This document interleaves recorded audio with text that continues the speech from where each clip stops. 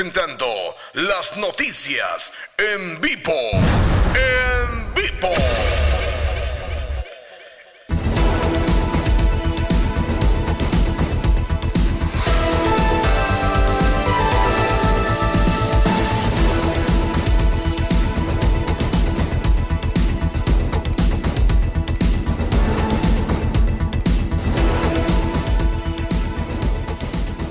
Vamos a iniciar Visión a la Verdad a esta hora cuando son las 7 de la mañana con 4 minutos y tengo dos invitados de lujos aquí en los estudios de Radiovisión. Wilmer Suárez, que lo conocen, politólogo y consultor político.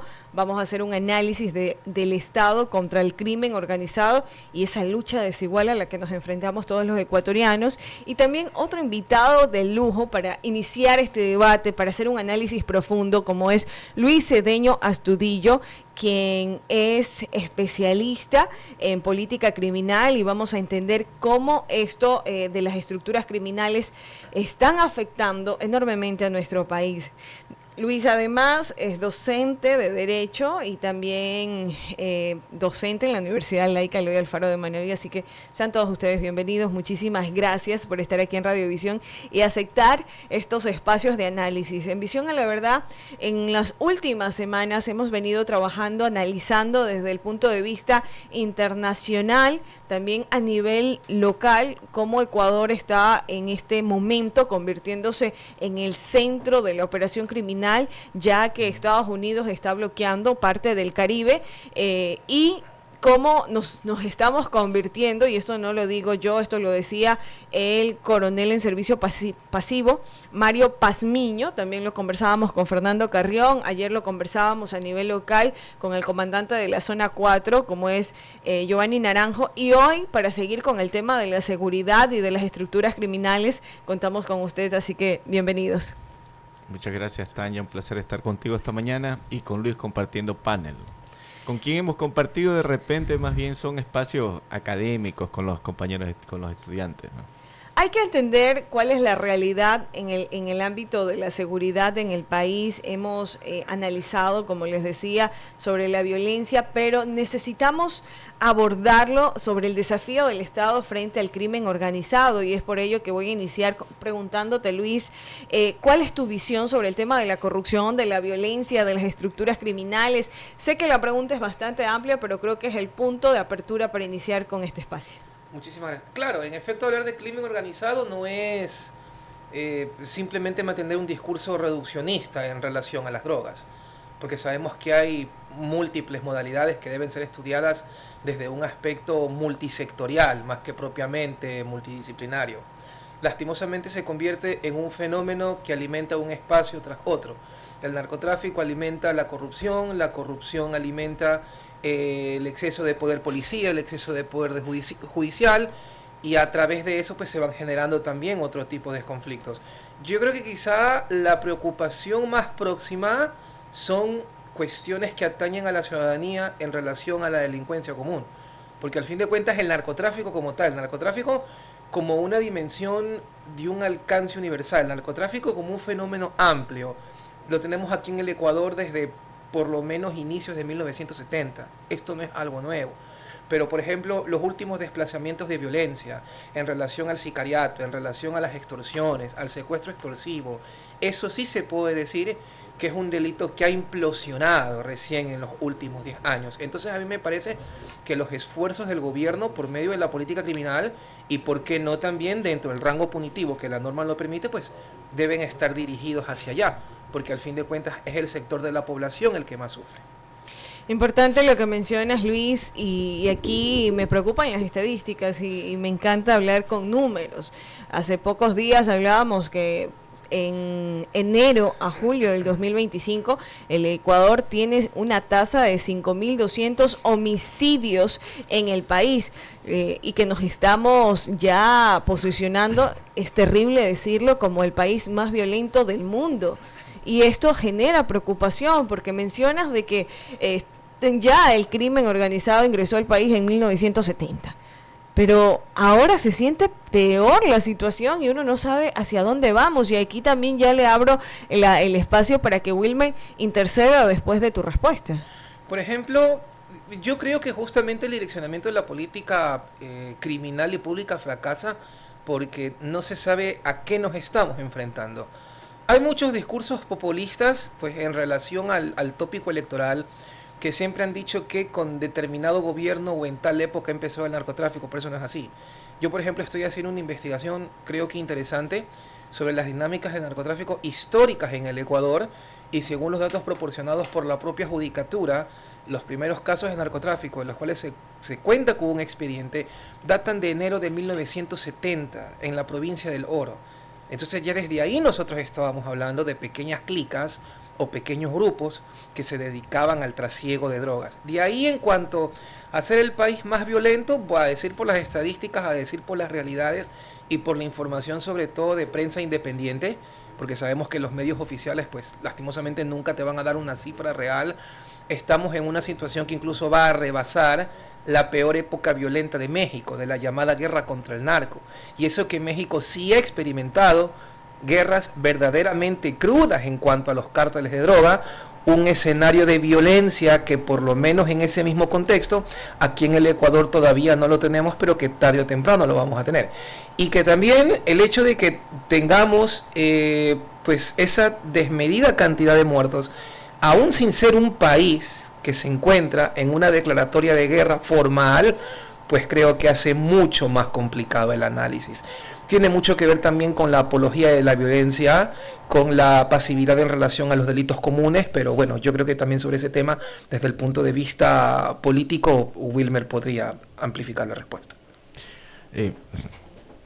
Qué buen panel, ¿eh? A ver, mira, lo que dice Luis es importante, yo voy a complementar desde otra perspectiva. Nosotros estamos ante una evolución estratégica criminal. Eso es lo primero que hay que tener en cuenta. Frente a esa evolución estratégica criminal, el Estado no ha evolucionado estratégicamente para combatir el crimen. Esa es la primera premisa. La segunda tiene que ver con este indicador de muertes violentas por cada 100.000.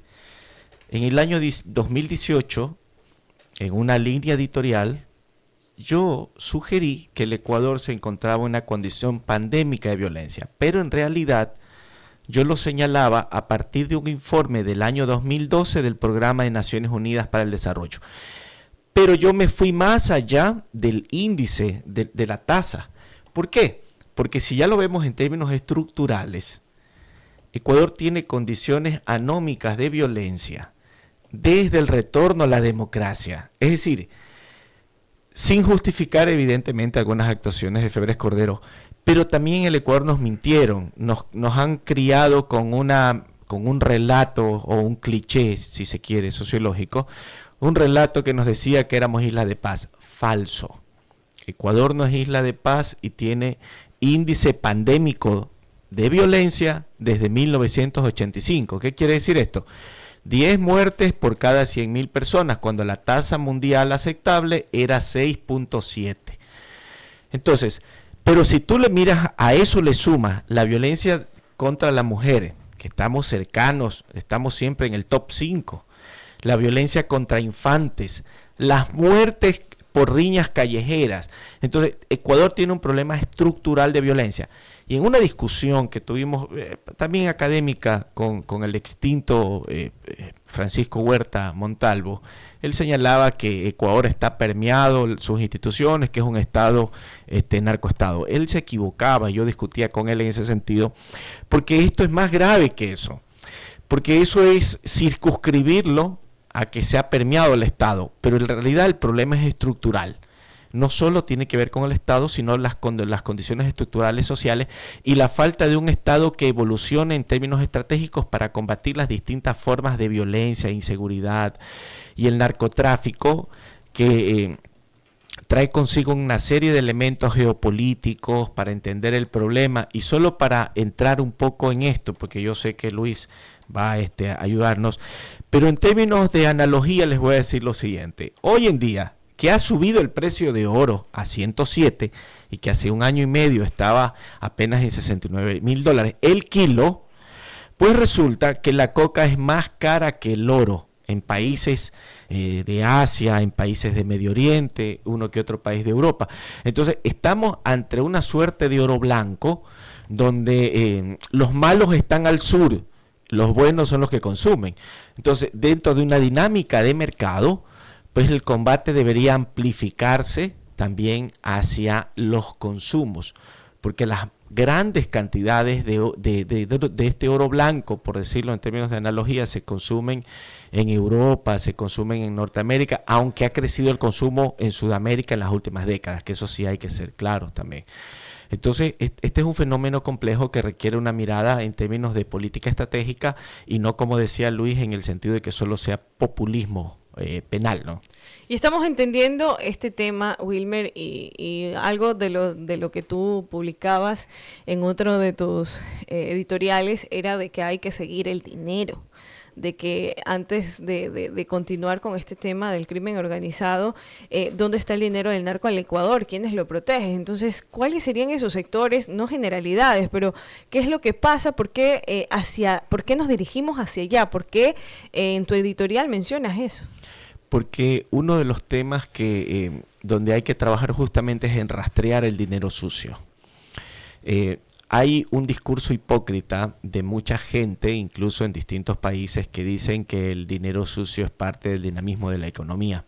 Y hay que ver hasta qué punto eso es cierto y hasta qué punto hay sectores que no están interesados en que se combata la ruta del dinero. Ahora, si vemos en términos muy prácticos, el dinero del narco es lo que lo compra muchas veces conciencias, compra bienes, ellos están interesados en bancarizar. Veamos cómo las estructuras económicas criminales han ido permeando incluso la obra pública. Entonces hay que combatir el dinero. También esto está relacionado también con el combate a la impunidad. La impunidad, por decirlo de alguna manera, es la matrix de los delitos. Entonces, si se siguen cometiendo delitos y hay impunidad y tenemos un sistema de justicia frágil, pues es más viable. Por otro lado, hay expertos que Ecuador debería incorporar a su política criminal justamente para seguir la ruta del dinero sucio. Y para que ustedes tengan una idea, el 74% de las armas, y Luis, corrígeme si me equivoco, el 74% de las armas que compran los carteles mexicanos son norteamericanas. Exactamente. ¿Y cómo? Ahí es la pregunta, ¿y cómo hacen para traerla? Para permear la Es toda una frontera. inteligencia, es toda una inteligencia criminal, y para entender eso es importante, Luis, que intervengas y nos expliques cómo podemos o cuál sería el umbral de control estatal que deberían tener los gobiernos para evitar este tipo de tránsito de armas, de droga y todo lo demás. Verán, justamente lo que decía Wilmer en relación a las armas, que me parece súper pertinente tocarlo. Uno de los cargos que le formulan Estados Unidos al señor Macías Villamar es precisamente tráfico e importación de armas desde Estados Unidos hacia Ecuador. Estamos hablando que se trata de un líder de una organización criminal que operaba directamente desde Ecuador. Esos tentáculos para traficar armas desde Estados Unidos no se los hace simplemente con gente ecuatoriana. Debe existir complicidad con gente que viva en el país norteamericano. En el año 2012 se descubrió en México, y por una investigación que hizo el propio gobierno mexicano, valga la redundancia, un operativo que le denominaron Rápido y Furioso, que era más o menos una operación secreta en la que Estados Unidos iba a simular la venta de armas al cartel de Sinaloa para ver exactamente a dónde llegaban. Salieron miles y miles de armas, supuestamente con un equipo de rastreo para ver a dónde llegaban. Yo creo que no es sorpresa de nadie lo que iba a pasar. Ese rastreo se perdió en la mitad del camino y podríamos decir que el cartel de Sinaloa de manera real se alimentó de muchísimas, por lo menos unas 5.000 armas norteamericanas. Y los norteamericanos no supieron jamás qué pasó con esas armas. Y ahí viene la alimentación bélica que tienen los ejércitos. Cuando hace unos 10 años capturaron a un capo de la droga del cartel de los Zetas, actualmente activo también, él lo dijo ante la Procuraduría General de la República, de que todas las armas se compran en Estados Unidos. Y creo que tampoco es sorpresa para nadie la enorme flexibilidad que hay en Estados Unidos para poder comprar un arma, que perfectamente la puedes comprar en un Walmart. Te buscas un testaferro, porque tampoco es que se trata de un país perfecto. Hay gente que necesita esas economías criminales para poder sobrevivir. Compra un arma, con 100 personas que compren 2 armas cada una, ya tienes 200 armas para alimentar por lo menos alguna célula de un cártel mexicano.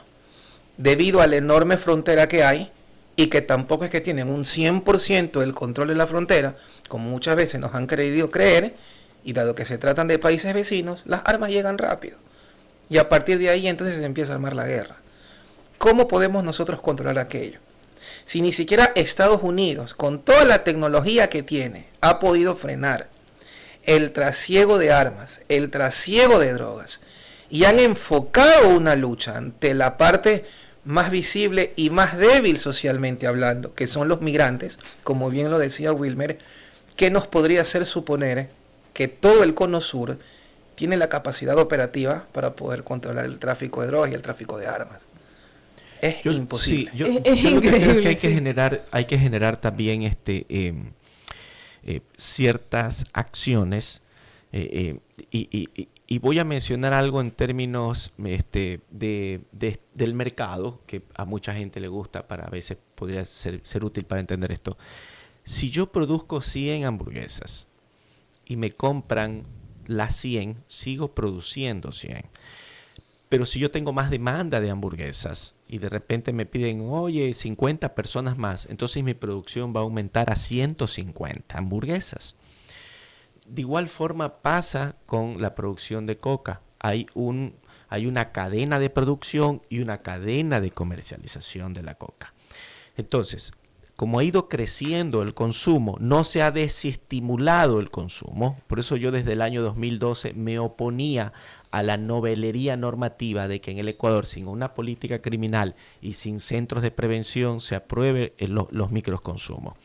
Hay un artículo que escribí sobre eso en el año 2012, pero también siempre me he opuesto a que seamos mirados el sur como los malos, cuando la mayor cantidad del consumo está en el resto del mundo. Y si ustedes miran, Colombia ha crecido 3 veces su producción de producción de coca, y Perú tiene el 25% de la producción, Colombia el 60%. Es decir, Ecuador está más o menos en medio del 85% de la producción de coca. Entonces, muy difícilmente. Además, estamos dolarizados.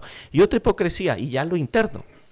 La droga permea por toda la zona norte de Ecuador y por todo el oriente. Recorre todo el país para llegar a nuestros puertos.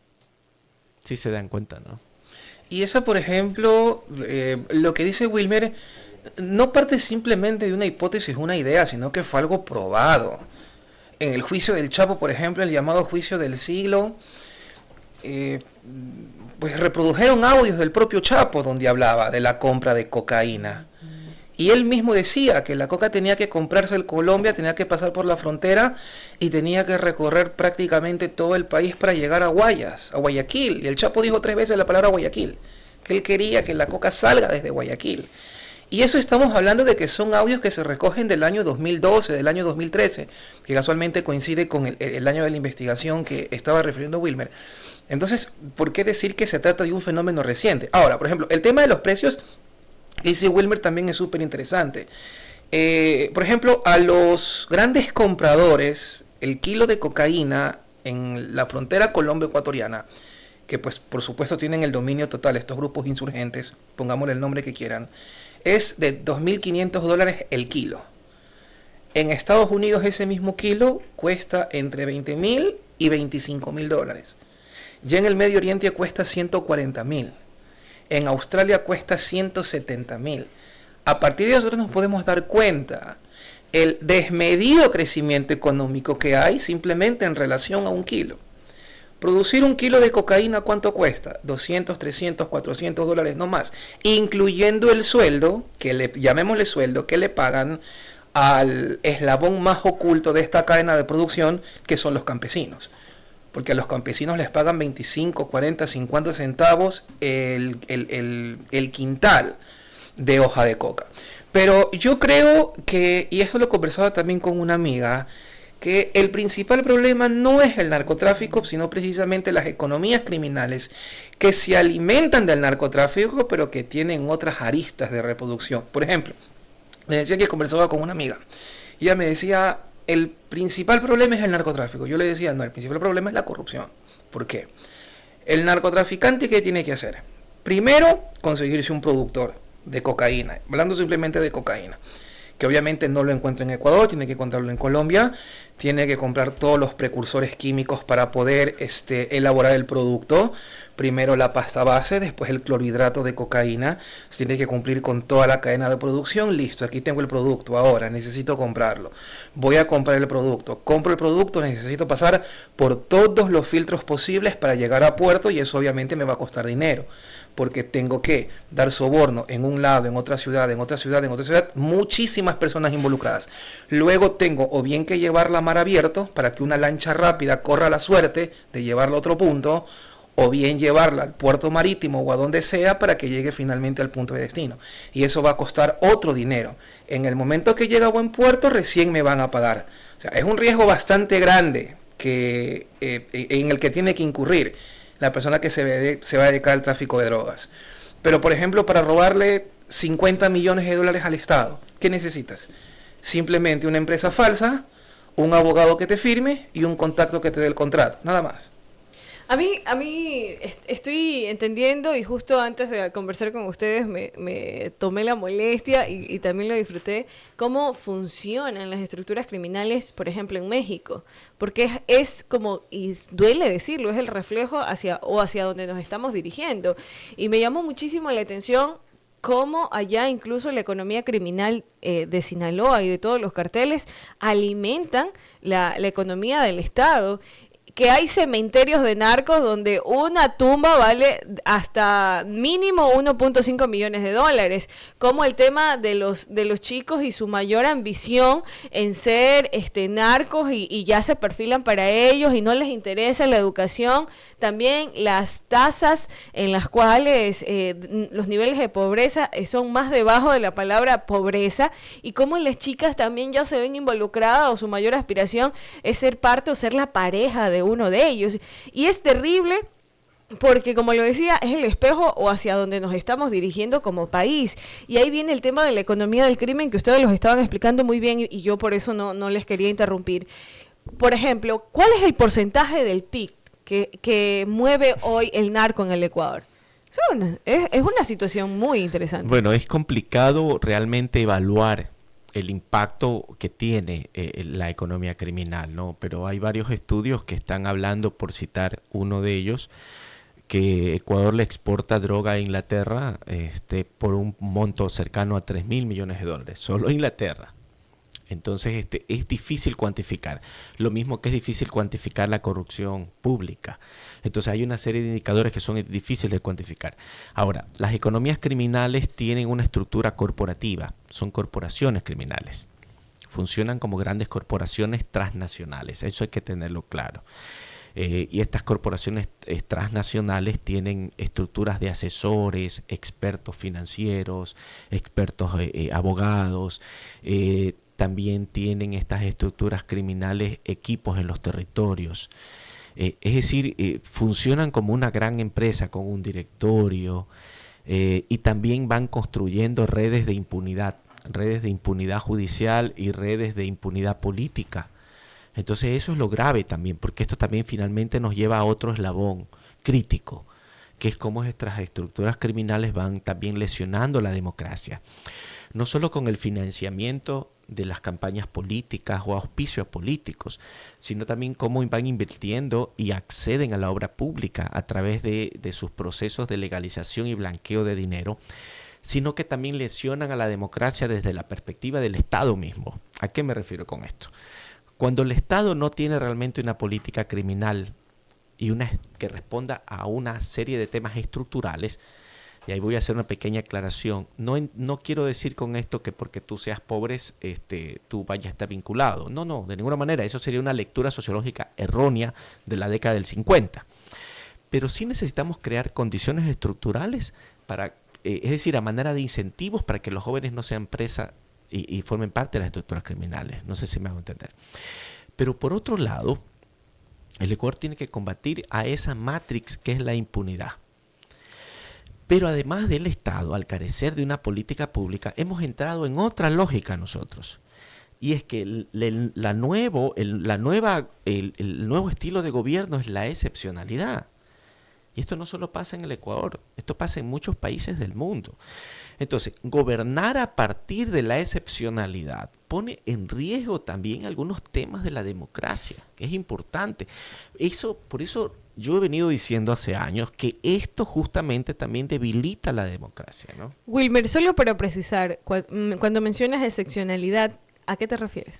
Me refiero a que en el Ecuador está gobernado con estados de excepción desde el COVID. Y cuando tú lees los informes del Ejecutivo, me refiero a todos los gobiernos anteriores que han gobernado por excepcionalidad, cuando tú ves todos los decretos de excepción y la justificación justamente es la violencia y los altos niveles, pero vuelves a ver el mismo estado de excepción y la violencia está tal cual.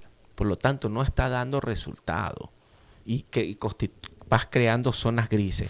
Entonces, al yo gobernar con excepcionalidad, realmente lo que pasa es que no estoy respondiendo a una política. O sea, realmente no tenemos una política criminal en el Ecuador hace muchos años.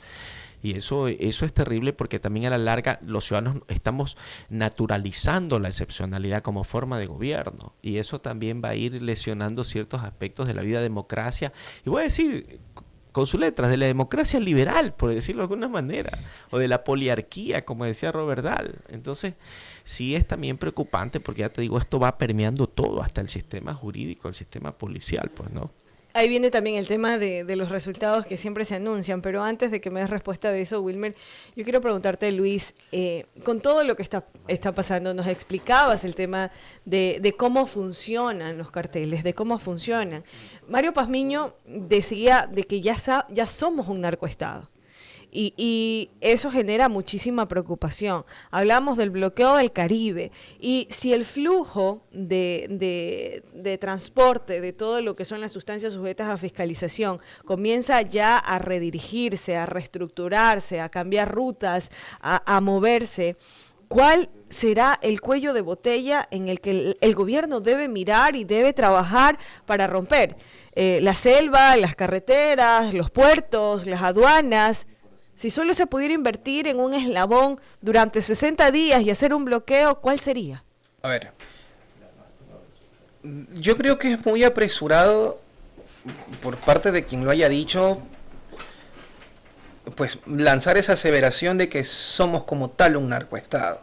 Me parece que es una amplificación discrecional, por no decir arbitraria. Que hay una permeabilidad de círculos del narcotráfico en esferas estatales, sobre todo en el tema del control policial y de los contratos públicos, como lo decía Wilmer, habla del enorme poder de corrupción que tienen estos grupos criminales dentro del Estado. Pero ya hablar de narcoestado pues es una dimensión muchísimo mayor, como por ejemplo lo que pasa en Haití, lo que sucede en algunos estados propiamente de México, lo que pasa en Venezuela, aunque mucha gente ha intentado quitarle importancia también al llamado cártel de los soles, que por supuesto sí existe y que se viene hablando desde por lo menos inicios de los años 2000. Ahí podríamos nosotros tener ejemplos propios de narcoestado. Lo que nosotros podríamos decir que pasa aquí en el Ecuador es una total falta de control político, criminal y tecnológico en relación pues al combate de estos fenómenos. Yo creo que una sola franja de control, tomando el plazo que usted me dio de 60 días, pues sería simplemente decir una utopía, porque esto debe ser un control permanente, apoyado por supuesto en la tecnologización y también en la depuración del sistema público, del sistema de policía, porque de nada sirve, por ejemplo, diseñar una estrategia si es que la tropa o las cabezas no tienen idea de cómo combatirla. Retomo lo que decía Wilmer también para no perder el hilo, el tema de la excepcionalidad. Akil Bembe, filósofo africano, ya decía pues que los estados de excepción son la causa perfecta para justificar la barbarie, que es precisamente lo que está pasando. No recuerdo el portal, creo que fue Jekyll City, pero no recuerdo. Muy interesante que sacó una entrevista en la profundidad de los círculos militares para hablar sobre el famoso Plan Fénix, y los propios militares dicen que ellos se encuentran atados de manos porque resulta que los mandan a combatir el crimen organizado sin tener una perfecta delineada. Prácticamente es una estrategia de castigo y de desaparición, no más. Y sin politizar el tema, yo creo que para muestra basta un botón de lo que pasó con los chicos de Malvinas y de los casi 50 desaparecidos que se dice, pues hay en los últimos años.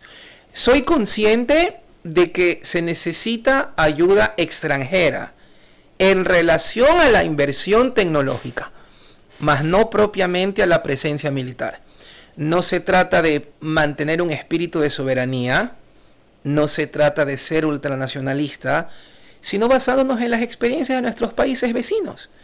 Italia logró terminar con lo peor de la Cosa Nostra, sin abusar de la ayuda extranjera y sin abusar de la extradición tampoco. Un sistema de justicia depurado y un sistema penitenciario fuerte. Eso fue lo que necesitó Italia. A diferencia de países vecinos, por ejemplo Colombia, que lo decía Wilmer también, principal productor de cocaína, que siempre ha tenido muchísimas bases extranjeras y que prácticamente no ha servido de nada. México, que en el contexto del Plan Mérida, la DEA operó con total impunidad. Y vimos que México, pues en lugar de reducir sus índices de violencia, fue quizá la época donde mayores asesinados per cápita tenía y donde más crecieron los cárteles de droga. Actualmente estamos hablando de que en México son más de 300.000 personas que mueren en un año solamente por temas criminales. Claro, y por ejemplo, lo que usted también manifestaba, lastimosamente nosotros como sociedad siempre tendemos a hacer réplica de algunas realidades que para nosotros son simplemente aspiracionales. Hablábamos en su momento de los cementerios pomposos que hay en México, que es Jardines de Humaya, donde un mausoleo cuesta $1 millón, $1,5 millones y tiene las mismas condiciones de una mansión. Aquí en Ecuador tarde o temprano va a pasar eso. Ojo, que ya se dio el primer puntapié, porque en Guayaquil ya encontraron cementerios clandestinos para enterrar a sepultar personas vinculadas al crimen organizado. Y encontraron en Guayaquil eso, cerca del cementerio del suburbio. De ahí, del otro que usted estaba hablando, para cerrar la idea, el hecho de que hay muchos jóvenes vinculados al crimen organizado y mujeres o señoritas que también pues tienen como aspiración convertirse en la pareja de, eso demuestra que el narcotráfico viene a cambiar las dinámicas del contrato social. Antes nosotros decíamos que el contrato social era una disposición estricta del Estado y la ciudadanía, un acuerdo en el que llegaban, en el que la ciudadanía se comprometía a respetar y el Estado se comprometía a cumplir reglas básicas del pacto social.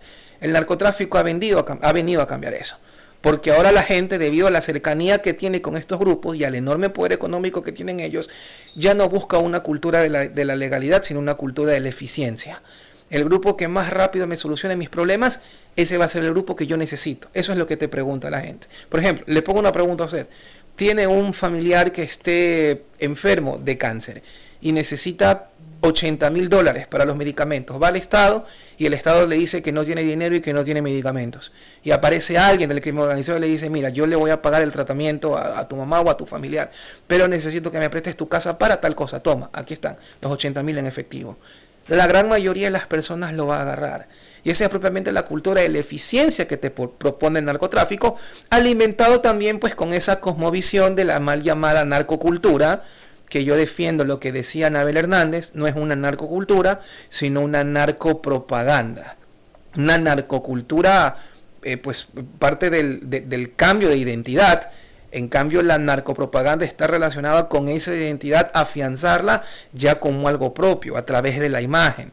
Ya cuando la cultura narco deja de ser algo aspiracional para convertirse en algo real. Porque, claro, por ejemplo, por el tema de apología a través de la espectacularidad del crimen, ¿no? Ahí viene el tema de las novelas, de las películas, de las series, de las inicia con las Colombia. tijeras y todo lo demás. Eso inicia con Colombia. Y por ejemplo, lo que dice Wilmer de la apología, y esto es algo que yo he criticado mucho, queremos combatir el crimen organizado, y de pronto desde la sociología lo puedes ampliar también, pero nos preocupamos por la parte visible, pero no de la simbología. Aquí en el Ecuador, por ejemplo, nosotros tenemos una infracción que se llama apología del delito. La persona o grupos de personas que traten de exaltar la figura de un criminal o de un etcétera, etcétera, etcétera. Pero es simplemente una contravención. Así es. Que las contravenciones son mayormente a petición se sancionan a petición de parte. Está en el COIP como contravención contra la seguridad pública y tiene una pena de hasta 30 días. Y quienes transmiten las novelas y están haciendo apología del delito no son sancionados. No Exactamente. Sino que ganan mucho dinero. Y yo, por ejemplo, estaba haciendo un trabajo de investigación sobre el delito de apología del delito que espero publicarlo pronto. Yo le pedí estadísticas a la judicatura. Del 2014 hasta la presente fecha, ¿cuántas causas por apología del delito han ingresado? Y no pasaban las 7. Desde el 2014 hasta la presente fecha. Y ninguna por temas relacionados con crimen organizado. Era una mala interpretación de la figura. Ahora, mire, hay algunos elementos simbólicos que ha dicho Luis que son importantes. Y lo voy a decir a manera de ejemplo, ¿no? Cuando yo era niño, mi referente icónico o simbólico inicialmente era Olmedo, José Joaquín de Olmedo. Poeta, quien lideró el primer espacio de libertad realmente libre, el 10 de agosto no, pues es una farsa, sino el 9 de octubre, era mi referente icónico, estudioso, etcétera, ¿no? Luego mi referente icónico fue Alfaro. Yo decía, wow, Alfaro, mira lo que produjo, el cambio que produjo. Esa era la infancia, ¿no? Después mi referente evidentemente son mis padres. Los padres interiorizan normas, valores en los chicos, etcétera. Entonces uno tiene una serie de referentes. Cuando consumes televisión, tenías como referente también algo de los cómics, que tienen una serie pues de yo te estoy enseñanza. escuchando y pienso hasta en la Chilindrina. Exactamente, exacto. Pero cuando tú sustituyes eso por la narconovela, cuando tú eres niño, por el que es bacán, el que es chévere, que porta un arma, que anda en un buen carro, que entre comillas lo respetan por ejercer violencia. Entonces tú lo que estás haciendo es que inicialmente el productor de esas novelas y todo eso está haciendo una espectacularización del crimen. Lo elevas a algo que tiene que ser visto, a algo que va a ser un referente. Entonces hay una contaminación también cultural en ese sentido. No es narcocultura, como bien lo dice Luis, sino hay una producción que está contaminando la cultura. Entonces tú estás viendo esa novela Sin tetas no hay paraíso, y ahora sabemos que hay reinas de belleza que son financiadas sus cirugías por el narco, porque muchas de estas reinas de belleza también tienen 4, 5, 6 cirugías. Entonces realmente es toda una farsa, y ese es un tema cultural que hay que trabajar. Y también no hay que culpar al Estado de todo.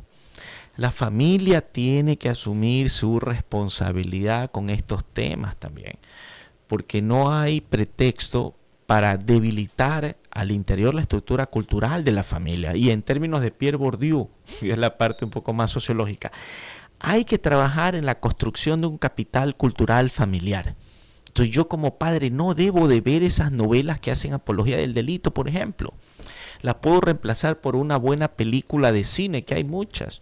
La puedo reemplazar por actividades de lectura, por juegos en la casa, ajedrez, damas, parchís, lo que sea.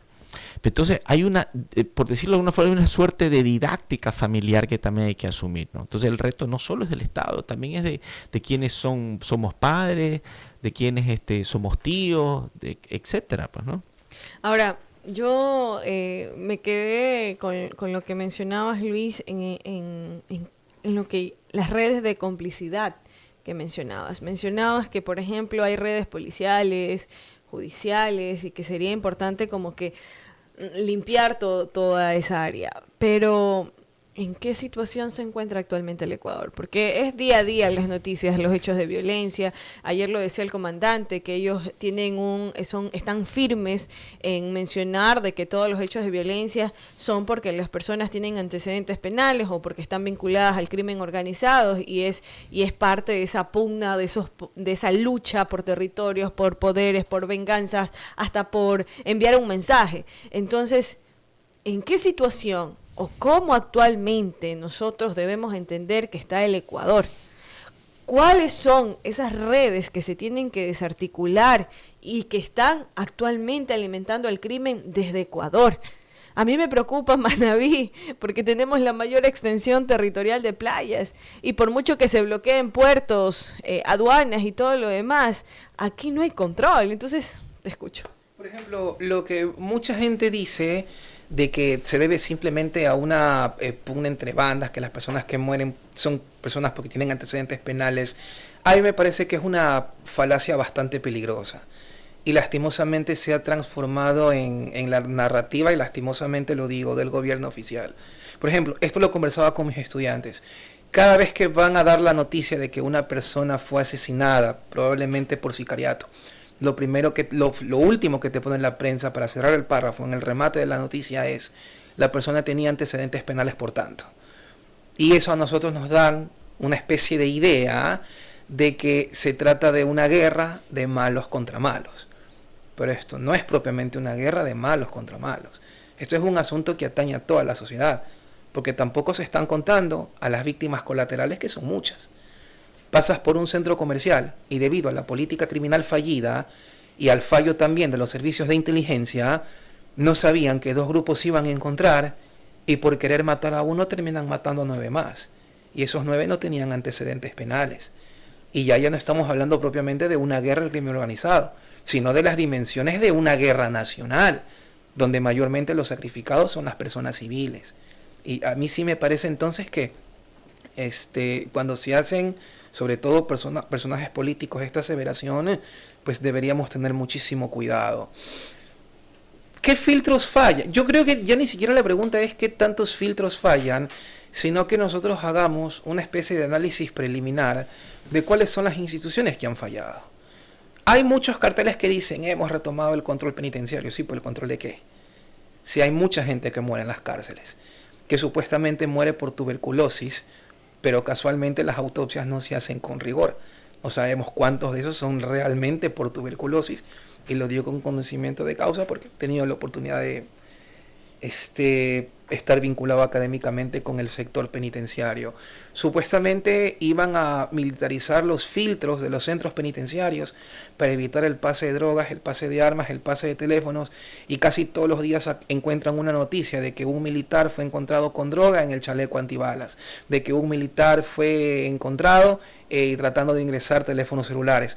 Entonces nos estamos dando cuenta que, a pesar de que la premura de que el poder militar tome el control de este tipo de centros fue por parte del Estado, no ha tenido ningún tipo de efecto. Entonces, ¿por qué no buscar otro tipo de alternativa?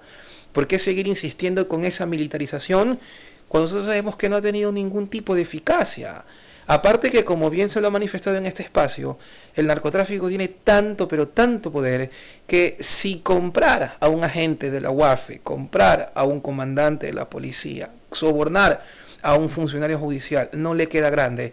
Peor todavía, a un agente de la fuerza pública, que dicho sea de paso, trabaja en condiciones deplorables, que está mal pagado y que prácticamente convive con ellos, porque hay una convivencia ahí, además de toda la narrativa que quiere sacar el gobierno. Pero si se necesita una depuración completa, se necesita una inversión en tecnología. A mí, por ejemplo, me parece irrisorio que en los centros de privación de libertad ningún inhibidor de señal funcione, porque todas las extorsiones se cometen al interior de la cárcel. Me parece inaudito que a través de la militarización, incluso con la militarización, los privados de libertad sigan enviando videos por TikTok, se sigan militarizando videos. Entonces, si es que no se ha tenido el recurso necesario para invertir por lo menos en buenos inhibidores de señales que neutralicen completamente la comunicación o la telecomunicación dentro de estos espacios, ¿cómo creer que podríamos tener una inversión mayor? Y ojo, no quiero entrar en temas políticos, pero aquí viene la pregunta: ¿y el 15% del IVA? Bueno, hay algo que yo considero que tiene que ver también con la calidad del gasto, ¿no?, de la inversión, pero por otro lado tiene que ver con ver a estos recursos como recursos estratégicos. Y yo no veo hace muchos años en el Ecuador, no es un tema de este gobierno, sino hace muchos años ya, que no existe realmente una política criminal que evolucione estratégicamente como está evolucionando el crimen. Es claro que el crimen tiene una hoja de ruta estratégica, clarísimo. Por eso el miedo, porque esto también tiene una serie de aspectos adicionales. Esto es la complejidad de este fenómeno. Es un fenómeno blando, Un fenómeno blando quiere decir que es difícil de tratar, que no hay una sola metodología, etcétera. Por un lado están todas las cuestiones estructurales, socioeconómicas. Por otro lado está esta característica sociológica de la anomia, ¿no? Una sociedad que tiene predisposición a no cumplir reglas, predisposición más bien a transgredir normas. Por otro lado también están la falta de desincentivos para la vinculación con el crimen. Cuando hay impunidad es un incentivo para el crimen, ¿ya? Porque si alguien comete un delito criminal y es impune, pues eso se convierte en un estímulo. No pasa nada, porque las cortes no sancionan. Entonces, ahí viene la crisis institucional. Sí, exacto. Que necesita reformas al Consejo de la Judicatura, que reformas a la Fiscalía, hasta la misma Constitución, porque es una Constitución garantista. Y al hablar del 15%, también ayer, y la preocupación latente, es que, por ejemplo, decían que en este caso el personal policial todavía le hace falta muchísimos insumos para salir adelante. Entonces estamos hablando de que internamente existe precariedad en las instituciones que buscan controlar la seguridad criminal y ahí viene el debilitamiento del Estado. A eso se refería Luis, que es importante eso retomarlo a partir de tu intervención, Tania, con la colaboración internacional que tiene que ser estratégica y tecnológica. Hay experiencias muy importantes en el mundo, hay recursos tecnológicos que pueden ser útiles como para más o menos determinar cuál es la trazabilidad de la droga. Wilmer, ¿sí? Pero Luis acaba de decir también de que, por ejemplo, Estados Unidos no puede controlar a México, no puede controlar a carteles que manejan tanto poder. Entonces, ¿a quién le pedimos ayuda a nivel internacional? Lo que pasa es que también hay que combatir el consumo. Solo estamos combatiendo la producción. Por eso yo hacía el ejemplo de la venta de hamburguesas. Entonces, si yo tengo más clientes, produzco más hamburguesas. Entonces, no se está combatiendo. Acá tenemos, desde mi perspectiva, tenemos dos salidas radicales. Una. ¿Nos vamos del país? No. Hay que seguir aquí pensando. La mayoría de ecuatorianos son buenos. Entonces hay que seguir aquí. A ver, una salida radical es combatir también a los que consumen, porque en Estados Unidos, en Europa y en Asia, en el mismo China, hoy de la droga vale más de $180,000 el kilo. No se está combatiendo a los comerciantes de esa cadena de comercialización. Hay que combatir las cadenas de comercialización también, ¿no? Es decir, tú te explicas cómo llegan tantos de kilo a consumirse en Europa y no caen los capos de la comercialización europea. Entonces, ¿qué pasa? Hay una hipocresía en ese sentido. Por eso te digo, los malos están en el sur. Entonces, hay que combatir a los que consumen, o finalmente hay que generar una discusión seria si en el Ecuador si en el mundo se tiene que legalizar. ¿Por qué? Porque finalmente, si tú legalizas, se acaba la hipocresía. Pero, por ejemplo, se acaba la hipocresía, y déjame decirte por qué. Primero, porque para producir tendrías que hacer lo que están haciendo ahora en Estados Unidos, que ya es legal producir marihuana. O podrías pensar en la experiencia holandesa, donde reemplazas estas drogas duras por drogas como la marihuana. Y finalmente el Estado puede tributar. Pero ahí, o sea, esas son las discusiones que hay que generar, creo yo, a nivel global.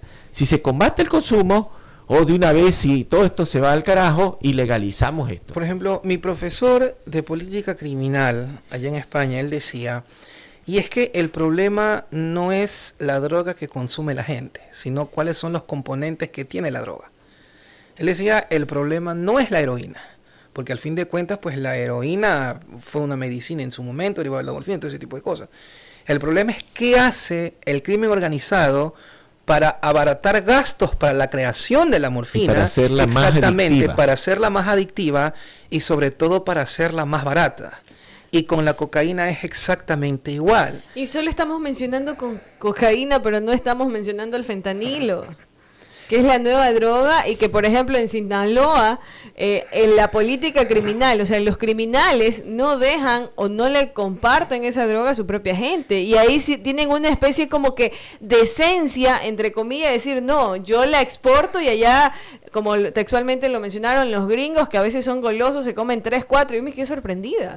Por ejemplo, ese tema es súper interesante, no tanto por la cultura del cuidado del narcotráfico con su propia gente, que por supuesto es hipócrita, sino porque Estados Unidos justamente logra experimentar una de sus peores crisis de salud con una droga que para ellos resulta tan barata como el fentanilo.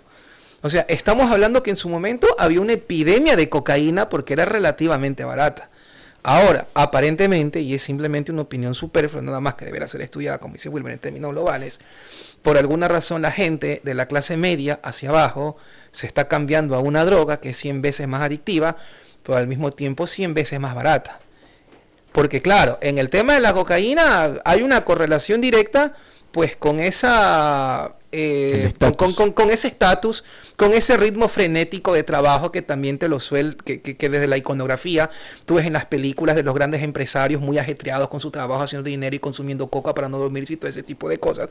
Pero ahora pues el discurso de las drogas y está relacionado desplazado simbólicamente con el lujo, el exceso, claro, también con ¿no? el lujo. El placer. Por ejemplo, ahora que tú lo mencionas. Todo hedonista, claro, ¿no? por ejemplo, todo hedonista tiene que consumir coca, ¿no? Ahora, eso es lo ahora que por ejemplo, venden, que ¿no? tú lo mencionas, pues se me viene a la mente que por allá por los 80 la propia revista Times puso como portada pues a un cóctel de cocaína, porque era como que la droga chic en ese momento. Pero los discursos en relación a las drogas en los propios estados, en el propio Estados Unidos se ha desplazado. Por eso Luis y Tanya, por eso lo que decíamos acá, ¿no? La cadena de comercialización. Entonces, no está siendo combatida realmente la cadena de comercialización. Ahí hay una debilidad de combate al corporativismo criminal. Y eso implica no solo desde el que produce, como bien indicaba, en la cadena de producción, ¿no? Tú tienes una serie de eslabones. ¿Qué se está combatiendo en la cadena de producción, esos eslabones? Y de los eslabones de comercialización, ¿qué se está combatiendo? Mira, por ejemplo, yo soy partidario, para secundar tu idea, de su segunda idea, la legalización de este tipo de sustancias, porque es la única manera de que nosotros podamos tener datos reales y podamos llevar un control. Exactamente. El gran problema es que en el mundo, y justamente lo que dice Wilmer, la cadena de consumo, no podemos tener una política eficiente porque los datos que nosotros tenemos en relación a los consumidores son simplemente estimaciones. Pero detrás de una persona que te dice, sí, yo consumo drogas desde la edad, habrá por lo menos unas 9 que no te los digan. Pero ¿qué pasa si, por ejemplo, esa sustancia entra en un mercado legal donde la gente para poder comprarla necesite sí o sí una especie de registro? Se me ocurre, se va a vender cocaína, por supuesto que con materiales naturales, porque imagino que la persona que la vaya a producir tendrá que suprimir exactamente, ¿no? Ciertos estándares de salubridad, seguridad, la propia FDA de los Estados Unidos por intervenir en el momento de analizar los componentes, prescindir de ciertos componentes como la gasolina, la ketamina, el diésel, el queroseno, porque es que yo no sé por qué ni siquiera le llaman cocaína. Si cuando le ponen tantos químicos, el psicoactivo de la hoja de coca queda completamente neutralizado con tantos químicos que le ponen. Yo creo que sería la única manera de también convertirla en una sustancia no tan tóxica. Ahora viene el otro problema, ¿no? Siendo un tanto pesimista también. Podríamos nosotros ganar algo en relación a la prevención. Pero como bien lo decías tú, hay un dinamismo muy claro que siempre va a evolucionar en el tema del crimen organizado. Tú citaste a Bourdieu, yo voy a citar a Bauman. Bauman hablaba, por ejemplo, de la modernidad líquida. Uh-huh. El crimen organizado también se deja llevar por esa modernidad líquida. Porque, por ejemplo, ya no tenemos en el crimen organizado las mismas instituciones sólidas que nosotros teníamos en las mafias italianas de 1800 o en las mafias norteamericanas de 1900, 1930, después que se regían bajo un código. Ahora las mafias se acoplan a las nuevas tendencias ciudadanas también. ¿Y cómo vamos a luchar por eso? O sea, yo soy partidario de una legalización, tasarlas muy bien y tener un control. Claro, pero quizá eso... Pero mira, yo te voy a poner ahí dos elementos de juicio adicional a la perspectiva de Bauman, ¿no? Esa modernidad tardía uh-huh. de Bauman. Y es el relativismo moral. Uh-huh, también, sí. Entonces tú tienes un relativismo moral. Ese relativismo moral y la falta de compromiso de la familia, y hay que ser honesto, hay que decirlo con sus letras, la falta de compromiso de la familia, también nos ha llevado a que los consumos vayan creciendo. Evidentemente, los criminales, las corporaciones criminales tienen estrategias de incentivo del consumo. Eso tenemos que estar claro. A través de los precursores químicos, que ya lo ha señalado Luis, porque ellos invierten en investigación, Tanya, no seamos inocentes. Es que funcionan como funciona cualquier empresa. Es que justamente por eso se llaman cárteles. Por ejemplo, cártel, perdón que te interrumpa, cártel no es un término asociado al crimen organizado, cártel es un término asociado a la economía. un término que se acuñó para referir a grandes emporios criminales, emporios económicos que se unían para formar un consorcio mayor. Fue recién en los 80 que se adecuó a ese término económico al crimen organizado para decir varias familias se asocian para traficar droga, pero cártel como tal es un término económico y justamente lo que manifestaban ustedes dos, el crimen organizado funciona como una gran empresa, ilegal sí, pero con las mismas dinámicas de una corporación. Ahora, lo que sí yo voy a decir es que más allá de los desaciertos de este gobierno, sí hay que reconocer que este presidente ha tenido, por decirlo jocosamente, pantalones para combatir. Eso es importante, hay que decirlo. Pero también falta en el Ecuador un contrato social para combatir el crimen y para proteger la institucionalidad democrática del país. Porque no podemos seguir combatiendo el crimen solo el gobierno, porque también hay que ayudar al gobierno, al Estado, pero tampoco podemos superar esto si las familias no trabajan con sus hijos.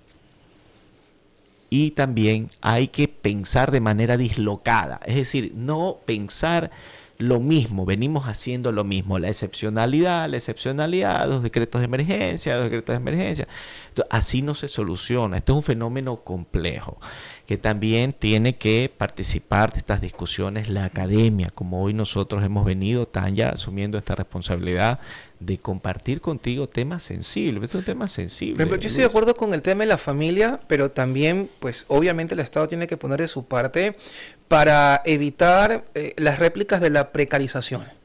Por ejemplo, ayer salió una noticia que a mí como profesor me generó mucha tristeza, más que indignación, creo que tristeza es la palabra, que la propia ministra de Educación decía que algunos estudiantes del Oriente y de la Sierra van a tener que recibir clases virtuales desde sus casas porque los establecimientos educativos estaban tan detrimentados que ya no prestaban las condiciones para recibir la cátedra dentro del espacio físico.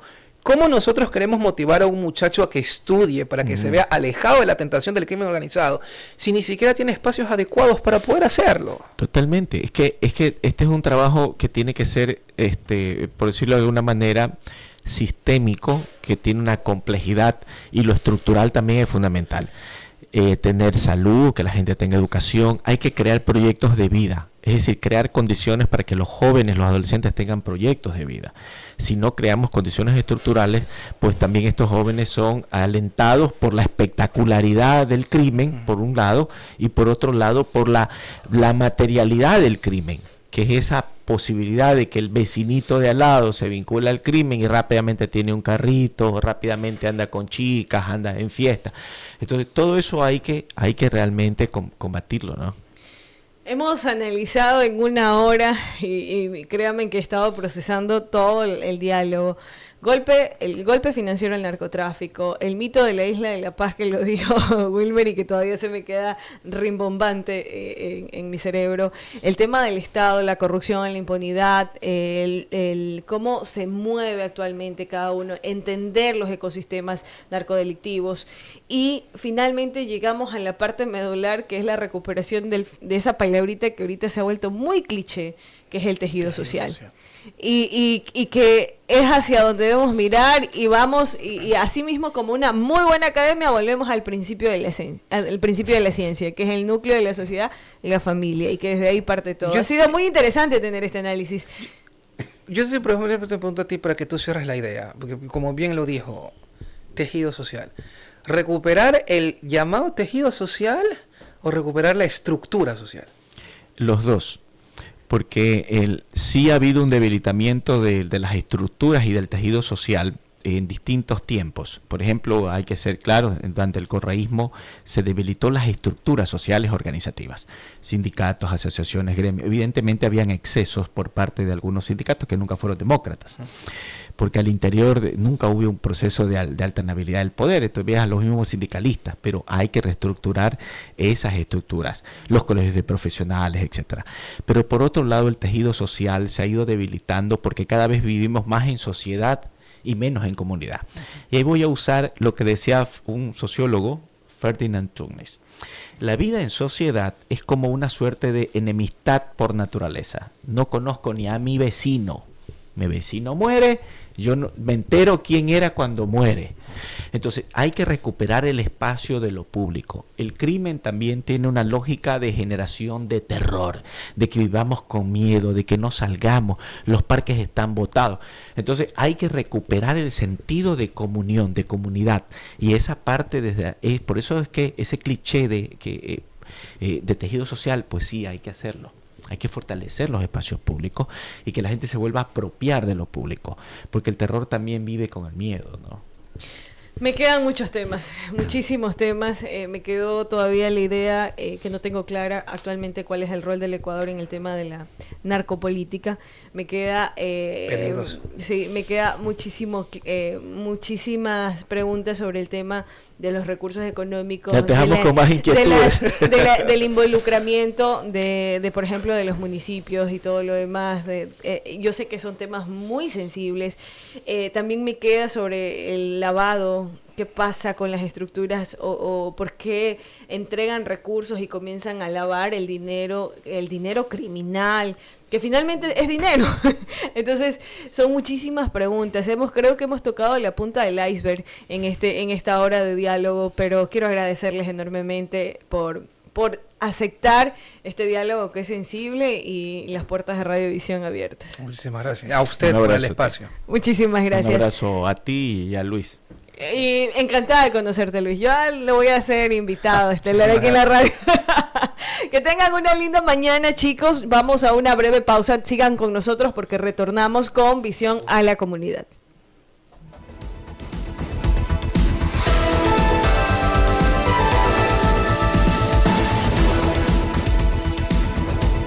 Inicio de espacio publicitario.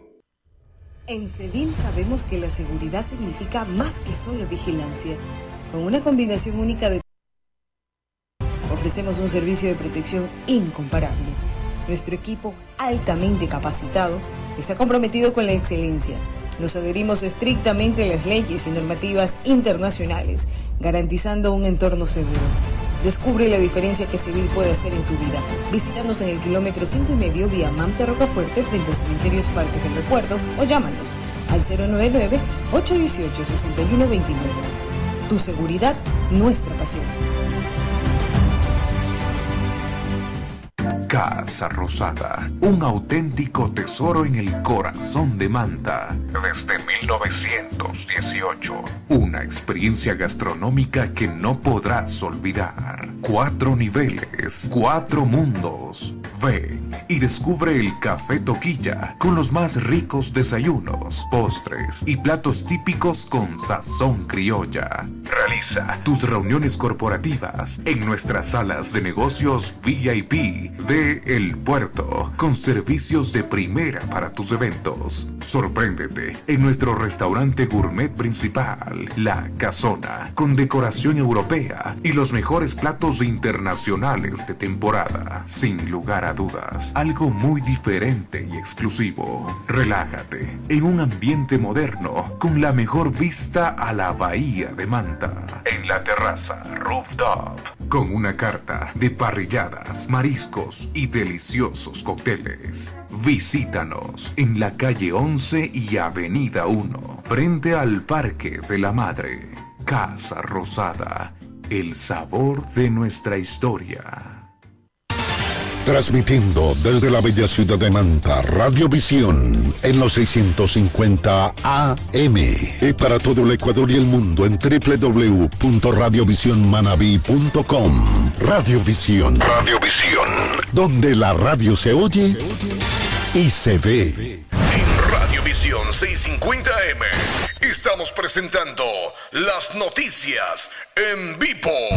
En vivo. Radiovisión,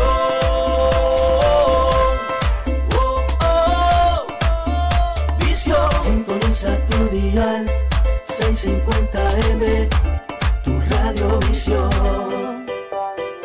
Sintoniza tu dial. En Cedil sabemos que la seguridad significa más que solo vigilancia.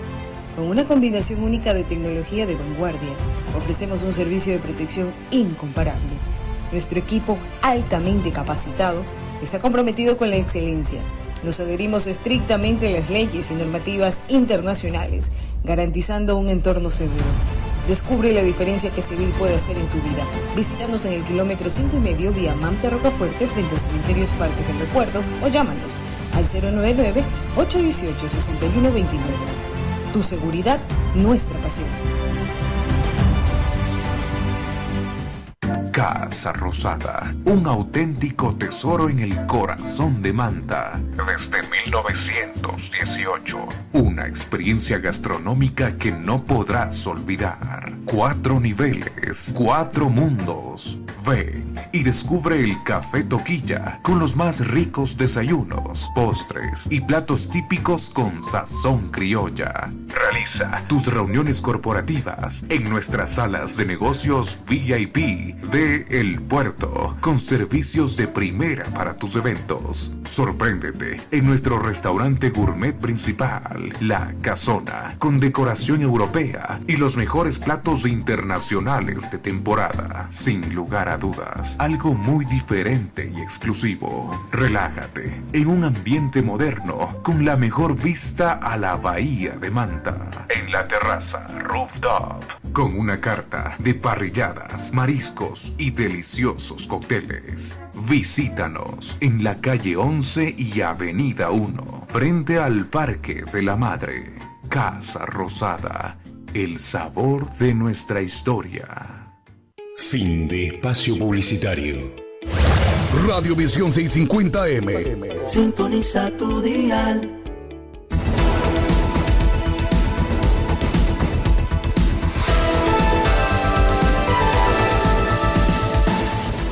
Son las 8 de la mañana con 10 minutos. Tuvimos una conversación bastante interesante que le invitamos que ustedes se sumen al diálogo, que la analicen, que la compartan, por favor, porque de eso se tratan estos espacios de visión a la verdad. Y mientras analizábamos sobre el crimen, la política criminal, qué es lo que está pasando, hacíamos todo o tratábamos de hablar de todo un ecosistema. Lamentablemente un nuevo hecho de violencia se presentó aquí en la ciudad de Manta, específicamente en los exteriores de una unidad educativa. Nuestro equipo de reportería estuvo en el lugar de los hechos. En breve nos vamos a enlazar con ellos para conocer a detalles lo que ocurrió. Se trataría cerca de una unidad educativa en el sector Santa Fe, aquí en la ciudad de Manta, donde de manera extraoficial, y ya vamos a conocer los detalles con Ignacio Enchundia, habrían asesinado a una adolescente con uniforme, señores. Es una noticia que genera muchísima preocupación porque, de acuerdo a la información proporcionada, los padres estaban bastante desesperados porque no los dejaban retirar a los estudiantes afuera de la unidad educativa debido a este hecho violento registrado. Así que vamos ya a escuchar los detalles que nos trae nuestro equipo que está justamente en el lugar de los hechos, como es Ignacio Enchundia. Recordemos que la noticia se mantiene en desarrollo. Hola, ¿qué tal amigos de Radio Visión Manaví 650 AM? Saludos y muy buenos días a todas las personas quienes se están conectando en estos precisos momentos a través de nuestra sintonía. Nos encontramos en vivo y en directo desde la Avenida 26, cerca de una unidad educativa, amigos. Justamente en el ingreso de una unidad educativa se ha registrado una lamentable muerte violenta. Oiga, pero parece que es un alumno, no. Es una niña, Dios mío santo, oiga, es una niña, mire, Dios mío santo, oiga, es una estudiante, amigos, una estudiante de unos 14 años aproximadamente, Dios mío santo, oiga, es una estudiante, pero no hay heridos, no, solo ella, mire, oiga, entonces el ataque iba dirigido para ella, unos 14 años más o menos, mire, de unos 14 a 15 años, vamos a ver, es una estudiante, es una mujer estudiante entre 15 años, más o menos, acaba de perder la vida, amigos. Es una estudiante, ¿cómo dice? Fabiana de segundo. Fabiana, mire, Fabiana sería el nombre, amigos. Es una mujer, amigos, Dios mío santo. Es una mujer, una estudiante de unos 15 años aproximadamente, quien habría recibido 6 impactos de bala, según es lo que mencionan. Oiga, una estudiante quien iba a ingresar a una unidad educativa fue asesinada. Gracias a quienes están conectados y enlazados a nuestra sintonía, gracias a quienes están conectados y enlazados a nuestra información. Oiga, qué tristeza, mire, han asesinado a una estudiante, amigos, han asesinado a una estudiante cerca, bueno, al ingreso de una unidad educativa ubicada en la avenida 26. Oiga, por acá hay mucha consternación por parte de los padres de familia, incluso gran cantidad de estudiantes han tomado la decisión de no ingresar al colegio y asimismo también los padres han decidido que sus hijos no ingresen a esta unidad educativa debido a esta emergencia que ha pasado. Una mujer, amigos, una mujer estudiante menor de edad de unos 15 años aproximadamente fue asesinada a pocos metros del ingreso a una unidad educativa, amigos. Por el momento se desconoce la identidad, no sabe cómo se llama la chica, no. Mire, Dios mío santo, oiga, qué pena, qué tristeza realmente lo que pasa en la ciudad de Manta. Una mujer, amigos, una estudiante tiene incluso hasta el uniforme, de la unidad educativa, estaba con su mochila también y a pocos metros del ingreso fue asesinada con varios impactos de bala. Ese es el reporte que le podemos dar a conocer. Muchas gracias a quienes están conectados y enlazados a nuestra sintonía. Dios mío santo, oiga, en la avenida 26, amigos, avenida 26, a pocos metros de una unidad educativa es donde ocurre esta emergencia. Vamos a ver, como dice, gracias a quienes están conectados a nuestra información, gracias a quienes están conectados a nuestra sintonía. Bien, nos encontramos desde la avenida 26, Bien, nos encontramos desde la avenida 26, este es un pequeño resumen de lo que ha ocurrido, amigos. Estamos a pocos metros del ingreso de una unidad educativa donde se ha registrado esta emergencia. Una estudiante de unos 15 años aproximadamente acaba de